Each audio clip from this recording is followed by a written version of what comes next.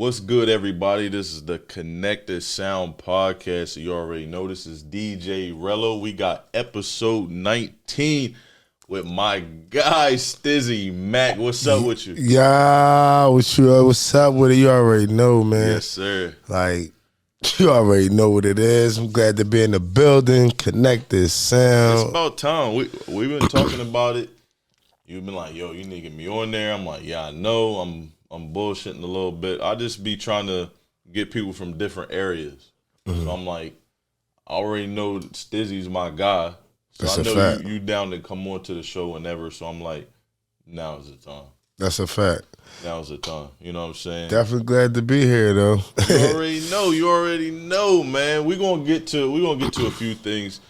You know, your reel's been going crazy here recently. Yo, man, and on Instagram, Instagram reels. And that, like, every time I open up my phone, it's like when I see something, I'm like, yo, I gotta do this shit. Yeah. You know, and it could be like the most harshest thing ever, but I feel like I shouldn't do that. No, you should. But then I'm like, yeah, the fuck I should. Yeah, you know, should, man. It be working for real. It been working for you because, like I said, your reels have been going crazy. I've been noticing the numbers just been going up and up and up, and you've been consistent with it. Is that something you've been like really focusing on, or is this something that you've been? It just something you started and it just happened to go up? Well, listen, brother, I'm gonna tell you like this. It's like sitting back, seeing it right there in front of your face. It's like, no, hold up. I just got 1,500 views. Hold up. Yeah. Damn it. I just got 50,000 views. Hold up. Yeah. Now I got 100,000. It's like, oh, hold up. I gotta keep going. So that's just pretty much the consistency for me. Yeah. You know, as Instagram offered you what the Instagram Reels bonus or whatever that is. What, for monetization? No, I'm eligible for monetization, but it's like I'm so caught up in doing the Reels right now. I haven't even stopped to even dig into that. They sent me that, man. I tried to actually set it up, and it was a pain in the ass. Just like most things that are involved with Meta. It's, you know what I mean, Facebook, they got control of so many things right now, and it's just like that. Then it's like a pain in the ass, man. It was like not supposed to be that difficult to be able to do that shit. But and it's a bunch of red flags too, like when it comes to like putting your information online, like so far as like, you know, your Social Security, giving your ID and stuff like that, because that's part of the monetization, so they can actually know who you are and who they paying. Right. So, you know, it gets sticky, but that's why I just like to just keep doing reels until I come up with something, you know. For sure, most definitely. I want to know. Let's get back to the start of Stizzy Mac, the comedian. I want to know, when did that start for you? When did you start comedy?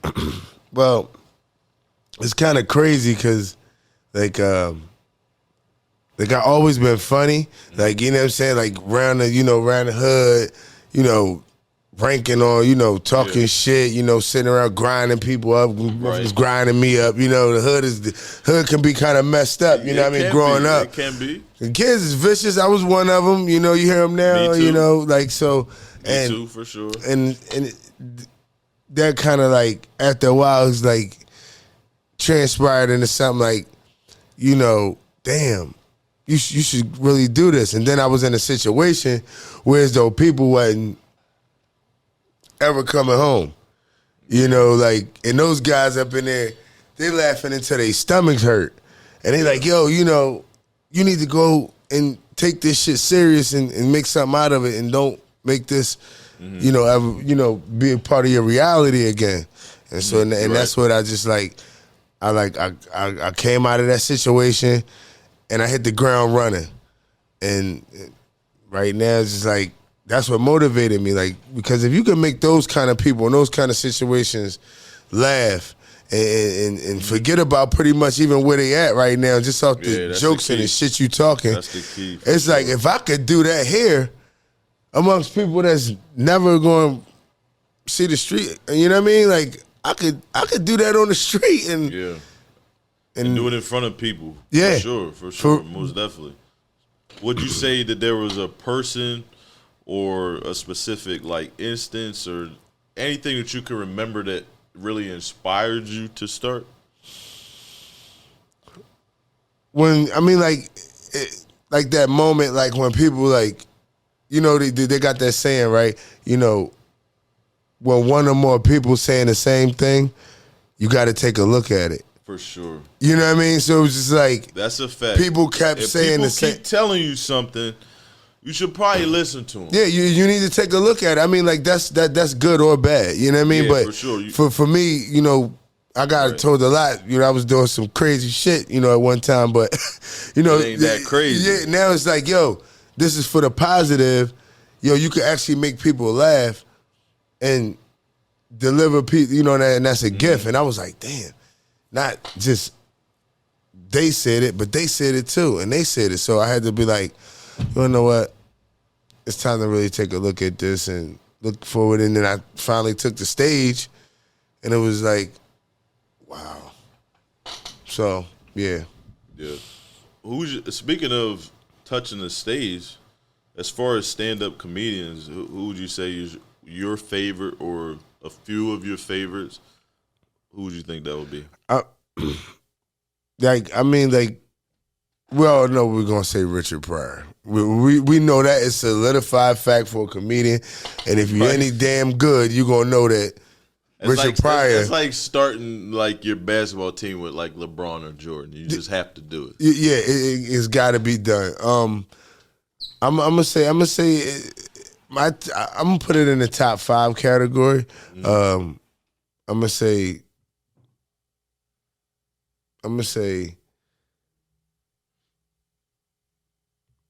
Bernie Mac.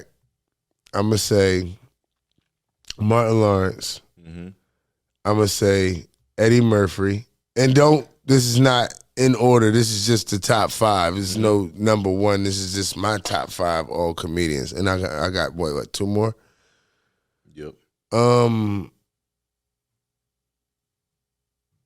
gonna have to go with Hurricane. Funny. Like for sure. super funny guy. And last but not least, I'm gonna have to say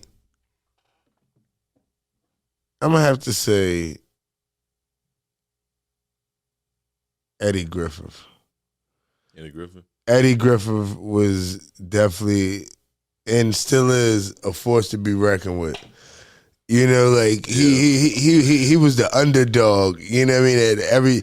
He was the card. All those guys you just mentioned, I just remember just either TV shows or movies that I just loved growing up.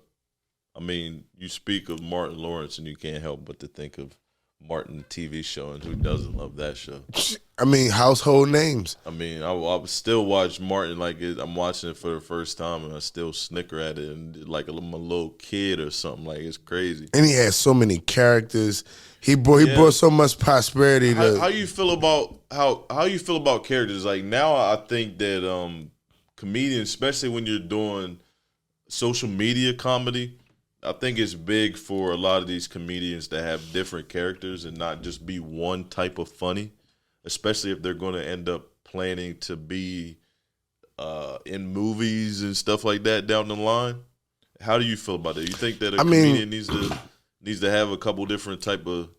All comedians need to know how to turn it on and turn it off. I mean, like, you know, like with... the movie even with Eddie Murphy, with Coming to America. You know, some people like think too high and, you know, you want to get people to play these parts and stuff like that.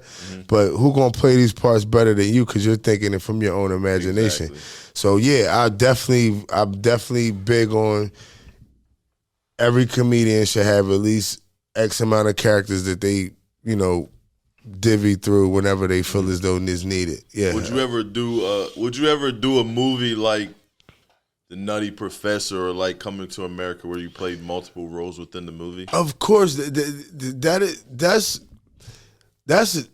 every comedian's dream to, or anybody that's really chasing this thing, and you don't want to just, you want to be on stage, but you also want to bring comedy to life through, what you write too, right? So, for sure.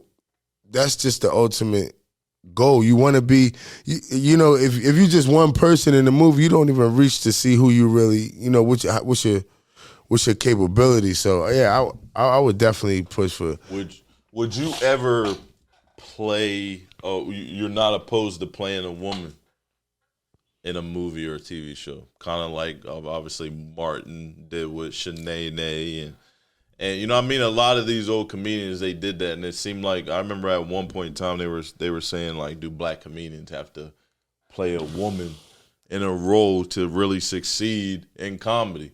How do you feel about that, or don't you really care? Like, it's all funny. Like, I mean,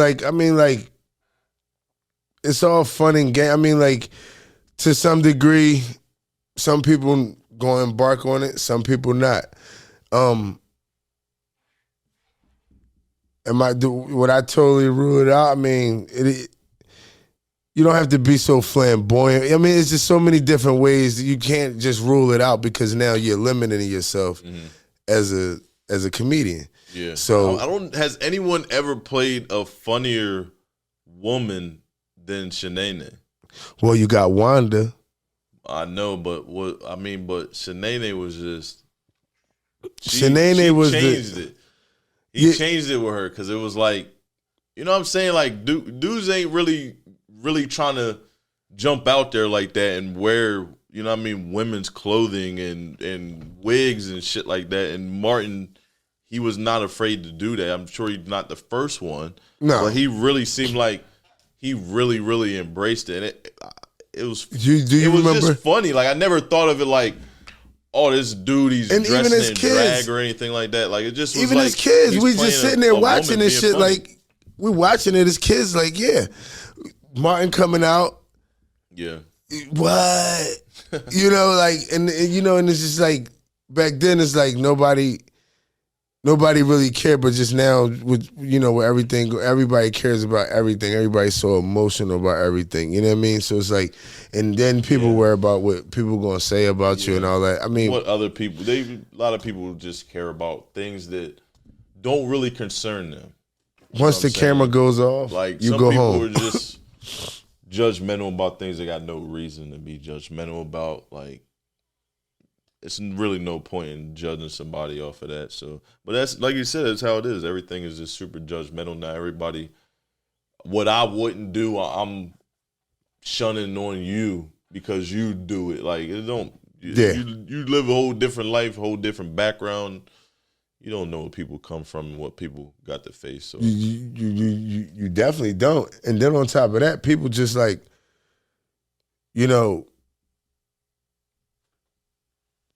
whatever you got going, they're gonna try to like, if that's a way, if you're willing to do something that somebody else is not, it seems like they point you out as the bad guy. Yeah. Yeah. Oh, you know what I mean? Like, hold up, he'll put a fucking wig on. Yeah. I wouldn't do nothing like that. Do that. Yeah, and it's like instead of just being like, hey man, that's what's up. They comfortable with doing that. Get a bag. You know what I mean? Yeah. Whatever, however whatever you're doing, whatever. But I mean, like, some people just like judge off of what they would do and what they wouldn't do, and that's what pretty much collides. I want to get back to the stand up. As far as doing a stand up gig, what is your thought process like leading up to that gig? Or do you write a lot of your jokes? Or do you just come up with them on the fly? Like, what's your how do you go about? Like, of course, we all write. We all write the material out so we can get off the back end. But it's like it's like a feel, pretty much. It's like when I'm about to go up, and it's like I'll walk, I'll get a presence off the room and see what the room is. Then I'll like go through whatever is written, the collage of jokes where I did this last time, I did this over here, did this, and okay, this is a kind of older kind of room. Let me shape it up a little bit. Let me, you know what I mean? Or this is a younger room, or so it's like I just go off of how the crowd feel pretty much. Like I'm well rounded with jokes, so I just go off of however the room is. Like How long does it take you to write jokes or to write a set for stand up? For a 15-minute set, depending on how many jokes you're gonna do. Some people though, like 15-minute set, depending on how you then wrote the joke. It could you got to get those jokes. You want to do 10 jokes, you got to have 10 short jokes. You can't have it too long because some jokes are longer than others. Mm-hmm. So when you're in the writing process, though, 9 times out of 10, I just jot down how I'm feeling. Right. You know what I mean? Like, and then practice it in the mirror. They're like, man, why you don't go to no open mics? Man, damn, an open mic. All the motherfuckers in there chasing the same thing I'm chasing. Yeah. To get to the top. So I'm not. They're not gonna give me the criticism I could give myself. They're gonna pat me on the back, and then somehow your joke pop up in Maryland, and you don't even know nothing about it. Yeah. You're like, hey, that's my joke. Ain't your joke. It's like, so it's like, yeah, I'd rather keep it, okay, like. You're not big, you're not too big on the open mics. No, I think that. Would you go perform old material that you didn't care if someone stole? No. So you can practice jokes that you already done to critique them and make them more better, but your newer material, you need to keep that more, that more reserved to just you. Not even in your iPhone or your phone device. Sometimes you just got to write it on paper. What if that malfunctions? True. So. True. Very true. What do you think the best set that you've had as a stand-up comedian? What do you think that was, or where? I don't know. I think the best time I had, one in my top 5. Like I said, I'm not gonna put them in. I'm not gonna categorize them. I'm just going. It had to be when I did the show out in Pittsburgh with Lou Ratchet. Yeah, I heard good things about that show. Oh, man. It was just such a vibe. Everybody was happy.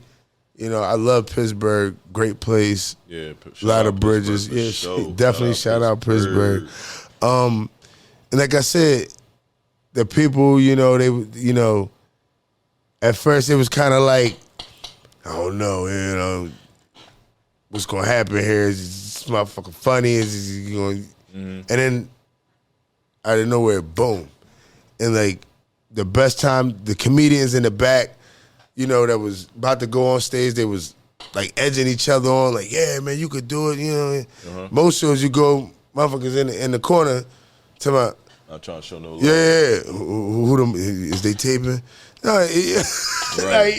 like, go over there and talk network. Type shit, yeah. Like talk network, get along with people, So, yeah, that was one of the best. And plus I was around all my squad. So it's like, a lot of times I'm hitting shows, I just be either by myself, or with other people that just there just popping up for the show too. Right. So. What do you think the best set you've seen as like a consumer that wasn't you? What is the best comedy set you've seen in person, or who was it? I mean, the best set, one of the best sets I've seen. I've seen a few.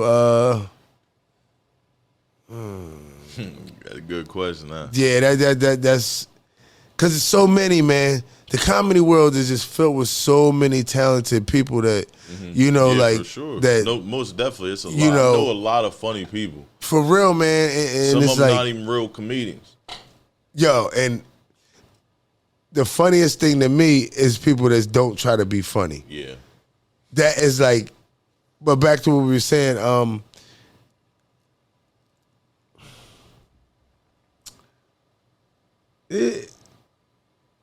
I like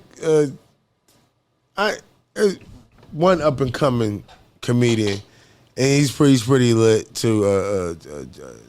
Jamaican G. Mm-hmm. He one of them. Like he had a pretty good. I like the way he he deals with the crowd and stuff like that. So yeah, he had a really dope performance at one time. Mm-hmm.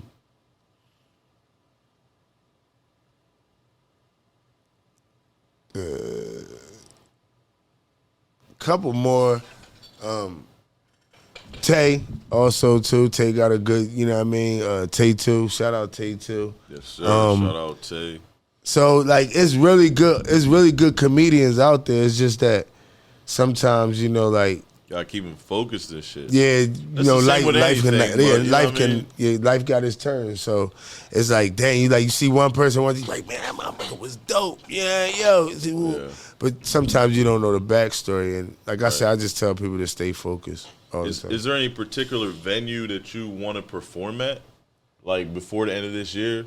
Man, I need to perform there. And I ain't talking like, I'm talking like a comedy club or anything like that you're like, man, I want to get to there, or any sort of event. Anything. Man, come on, man. In this area, I'm gonna say definitely Excel. You know what I mean? Like Excel, beautiful, like beautiful venue. That's stepping up to them kind of places like that, kind of stuff like that. That's definitely what we're looking for in the future. You know what I mean? Mm-hmm. So, shout out. And we got to make that happen. We got to make that happen, man. Of course, Excel, that's one of the nicer, if not the nicest venue in our area for sure. So we got to get you in there. It'll be nice to do a comedy show in there, get the guys, maybe bring a couple guys from out of town. That's a fact. Yeah. That's a fact. Definitely something to work on for the future, Yeah. I got a quick question, and I want you to let the audience know, on a scale to 1 to 10, how funny is Rello? Oh, Rello's a funny motherfucker. Well, you get on his nerve, you really see how funny he is. You hear me? And that part right there gets a 10, because the shit gets strange. So from 1 to 10, once he get pissed, it's definitely gonna be some funny shit. What people don't realize, like, I'm definitely funny. I'm more reserved now because, like, being funny as a kid, it got me in trouble a lot just because I was never serious with anybody, like literally no one. So now it's like I got to get people to take me serious, so I can't be like that as often because people in my past, they probably just know me for not being serious. Mm. But, yeah, when it gets to be, people definitely don't want to cut with me for sure. Nah. Because I'm grinding you the fuck up, for sure. No. See, a lot of people, like, even though I do comedy or whatever, and they just think it's all jokes. He's one of the best for sure.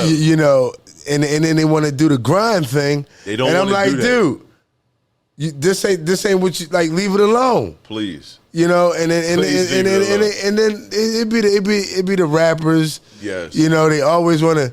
Oh man, you ain't all that funny, and get to talking and shit. Don't and then it's like when you start, digging in their ass, you know what I mean? Like now they, man, I don't even play like that. Oh, now you don't play like that. Oh, now you don't play like that. You know what I mean? Because I always tell folks, man, you don't cut with somebody that's like completely like comfortable with themselves, because it ain't nothing that you're going to say to them that they already either don't know or haven't heard or just don't care about. Like, I don't care that you said that about me. We don't care. So it's like, and those are the type of people you can't grind with, because then they just going to laugh at your joke and they going to come back with something even funnier. People I know out there, it's more irritating to a motherfucker when you laugh with them.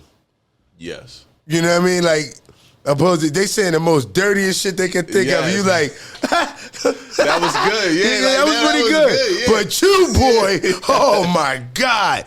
And then you start laying in them. Now it's like, you firing their asses up. Now it's, I don't play like that. Yeah. Now you want to hide in the corner and hold on the strap. You ready to kill me? Yo, It's vicious out here. It's vicious, yeah, man. Don't try to get in a cutting match with me for sure. Definitely for 100%. Don't try to get in a cutting match with him. Just stay away from the professionals. Please. With that cut, that's everybody. If somebody professional, I don't mean because they're a star or they professional. I'm talking about like they know how to professionally get you the fuck out the way. Leave them alone. Cause you know you got family members that do that shit, like aunts, uncles that can know how to air somebody's dirty laundry without even being nasty for real. Yeah, seriously. And it's like, damn.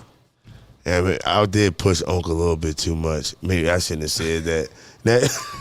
Uncle fired your ass up. Yeah. Now, you already know there's always got to be some funny ass uncle that you, like you said, you don't want to. You don't want to go there with. You know what I mean? That was definitely. I got uncles like that for sure, man. Fire your ass up. Yeah, it's a bad idea. Anybody in your family like growing up that was like super funny that you could like look after and learn from? I had a cousin like that, man, and he would consistently grind people up, especially my other cousins, his brothers. That is where his madness started at, busting on them and talking, crazy to them. So and then it would let out to the community, and he's always been that funny family member that I could go to, even now. Right. As a professional comedian, I could still go around him, and I don't got to worry about being the one that's being laughed at, bringing up the jokes because it's him. Yeah, he gonna be the one doing it. Man, you ain't hear what Aunt Sandy did? Oh, that crazy whoop whoop whoop whoop whoop. And I'm like, oh man, and it's all family shit too, because like sometimes you might not see it.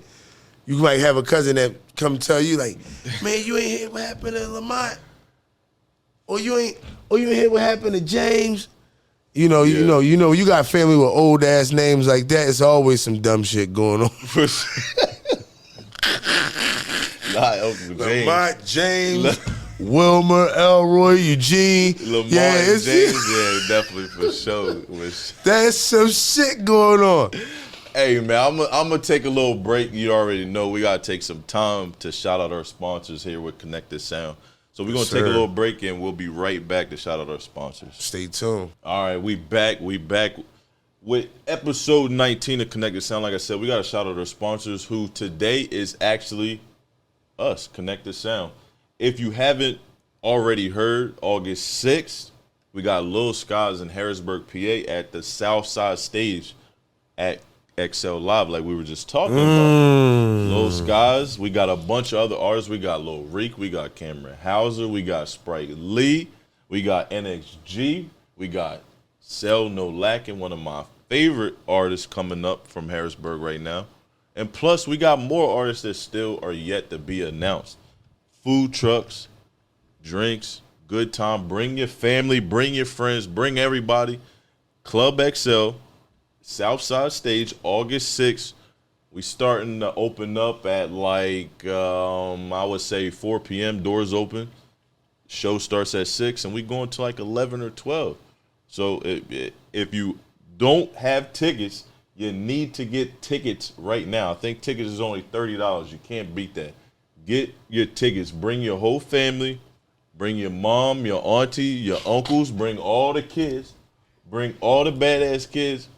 We want to come turn up with them.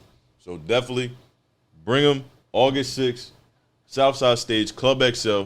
And like I said, now I have a relationship with XL. So earlier we talked about you having the comedy show there and performing there. Like I said, we are a step closer to really making that happen. Dope. And I would love to, dope. as Connected Sound, I'm a big fan of comedy and comedians in general. That's dope. I would love to bring a comedian or multiple comedians to Harrisburg. Young comedians. No offense to anybody at Excel or anybody that's booking them, but they've been bringing older comedians, which I understand. You know what I'm saying? Yeah. I'm fans of these people. Yeah, me too. Definitely. I'm big fans of people they bring. So there's no shade at all to them. Yeah. But I would like to bring some of the younger guys. I think that would be dope to get somebody like Drewski, that boy funny. Oh yeah, that You know what I'm saying? Yourself, Tay Joseph. Tay Joseph, you know definitely. what I'm saying? Don't Call Me White Girl. I would love to get a group of people like that together for a comedy show, and I think that it will be great to make that happen at XL Live. We manifesting it right here on the podcast. Yeah.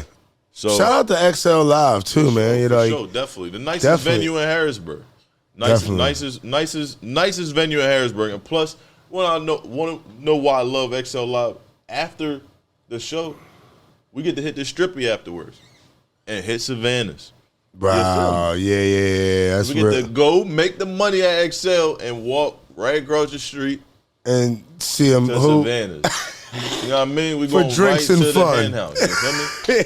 Oh yeah. Yeah, just drinks and fun. Maybe a cigar or two. Yeah, relaxation. What you gonna need after that? You already know. Speaking of, we're gonna speak of more comedy.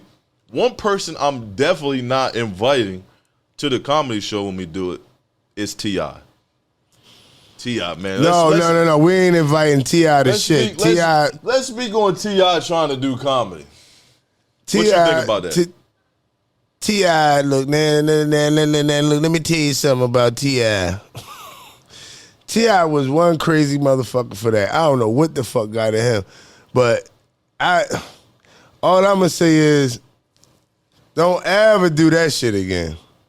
I'm disappointed, man. T.I. was like my dude as a young kid, man. Like, listening to his music and stuff, and now it's just like, he just be doing hella stuff that just turn me completely off. Like, I know it's just music, and it's like, it's T.I., so it ain't like I'm jamming his music right now and spinning it hella crazy. Yeah. But it's just like, damn, I really rock with this dude back in the day, and he's just being an embarrassment for himself, man. You don't want to know what that last shit he pulled with the him on stage and all that crazy shit. I bet you don't even remember that night.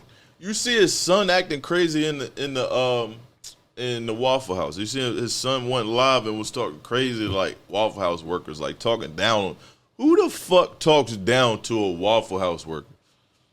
Yeah, they got some good ass food too, man. You hella disrespectful, man. You talking down to it. Yeah, man. No, stop doing that, man. I love Waffle House, man. Yeah, don't. Come on, man. They got the best waffles. Stop doing that, bro. And y'all wrong for that. I mean, I'd like to go in there and get me a waffle, eggs, a little coffee. What? Grits me? Gotta get some grits out of there. Yeah, T.I., please don't ever do that again. Yeah. We you know, you had a song out, you can have whatever you like. You just can't have the fuck that. No, not you can't have none of that. Nah, man. No comedian love. They would just get into some other endeavors and just be like, you know what I'm saying? It's like, man, you still trying to be in the mix and be relevant. And it's like, yeah, T.I., go buy a boat. Shit just to be saying shit. Yeah, go buy a boat, man. Relax on the water somewhere, kick your feet up, and stay out of Mayweather DM. Yeah, good point. I want to know if you, Stizzy Mac, was Chris Rock on that stage and Will Smith came up there to slap the dog shit out of you, what was you going to do? Now, see, my thing about that is, Will would already knew. Look, we both from Philly. He already knew. Where you from West, I'm from North. You know not to do no shit like that. That's a fact. Look, you fact. Try that shit. If you know, you know. But if you from Philly or around Philly or got people from Philly, I'm a North Philly nigga. You ain't gonna run up on me and slap on me, motherfucker. You came from the playground out in West Philadelphia. We still love you, but we North. It's North Philly, baby. Yeah, we there love was no you, way but I fuck was you. letting somebody tee off. Anybody coming at me walking fast and aggressive. But see, there's a lot of things Chris won't do after that no more. I'm sure. So, you know, but yeah, sure. I could, you know. You ain't having it. You not getting slapped on stage. No. Okay. And in fact. Don't pull up on Stizzy at and I have my own shows. Security at all times. Oh, shit. So, you pull up on me. It's not going to be good. I have private armed security. One way or another. And then I'm going to put you on my Instagram and fire your ass up. I want to know what Stizzy Mac is listening to. What are you listening to right now? Man, there's so many young hot artists that I'm around right now. Definitely Grim, young upcoming artists. You know what I'm saying? Coming out of Lancaster. You know what I'm saying? He dope here, engineer as well. You know what I'm saying? So he engineer his shit, and he do his own music. So that's pretty dope to me. Him. Sure. It's a few upcoming artists. Right now, that's what I'm listening to. I'm listening to The Core. Shout out to Tay too. He just got his stuff. You know what I mean? He got some music out there on Apple Music right now. It's pretty dope. He didn't credit everybody he needed to. So a couple of my guys got features on there and production. Oh. It's all good. We're gonna let Tay rock, but next time he damn sure not. Yeah, Tay, get them people their credit. Next time I'm calling the lawyer, Tay. And that ain't gonna end good for you, my guy. So yeah, I'm calling the lawyer up, man. We getting them songs taken down. Oh God. Yeah, so it's just a few people out here, man, that's out here really doing their thing, man. And I like to listen to the local guys that's coming up more so than, give a praise to the people that's already out there. Oh, we already know, we already watching, we already the Meek Mills, the Cores, the lot of different other artists, all the guys down with CMG and stuff like that, the Money Bags, and those guys are already solidified, goated, so just to the guys that's trying to come up, I get on platforms like this, try to get them some love too. That's what's up. I appreciate it. That's what this platform is for. Yeah, you know what bro. I'm saying? That's get connected. You already know. You already know. I want to know Stizzy Mac's versus. Who do you want to see in a versus matchup? Oh my God! And the funny thing that you just said that, because I was just having a conversation with someone, and we pretty much was like, who would be the dopest verses, and I'm thinking like, yo, I would like to see a Chris Brown and Usher versus. Might be on the way. A Chris Brown, Usher versus. Both of them is still pretty. Are they dancing on stage? They have to. They don't have to, but they probably will. I was just watching Chris do an interview here recently, and they was asking him too. But I mean, about the dancing and stuff, and he's still dancing. I mean, that would be a good matchup. I mean, I'd have to think on that one. I mean, because Chris Brown, he got hella hits, but then I look back and it's like, damn, I know a lot of Usher songs. Yeah, I mean, it's two fighting. Always, it's fighting tooth and nail though. Yeah, that would be be a hell of a vibe. Oh yeah. Just watching it, you're gonna be like, damn, okay, yeah, these are some. Yeah, I remember this song. I miss hearing this. Especially if they have it in the A. Gotta have it. Opposed to them having it like out California somewhere, for sure. Having it in the A, it would definitely be a stupid turnout. Yeah. So y'all hear Chris Brown, Usher, y'all heard it here first on Get Connected. You dig. I want to know anybody you need to shout out, anybody you want to say what's up to, any love you need to show to somebody before we get up out of here. Hey, man. Anything to promote? Shout out to my team. Shout out to everybody that's, supporting, following, follow me on Instagram, Stizzy Mac. Shout out to everybody, man. To everybody that's working, doing their thing, just constantly doing their thing and working at it, the ups and downs with it too, man. Shout out to y'all. But more importantly, follow me on every platform right now when it comes to social media. Stizzy Mac, everything. From YouTube to Facebook to Instagram. Yeah, stay tuned in. Tap in. Let's go. You already know. Stay tapped in. It's your boy Stizzy Mac. Yes, sir. And you already know this is DJ Rello. This has been episode 19 of the Connected Sound podcast with my guy Stizzy Mac.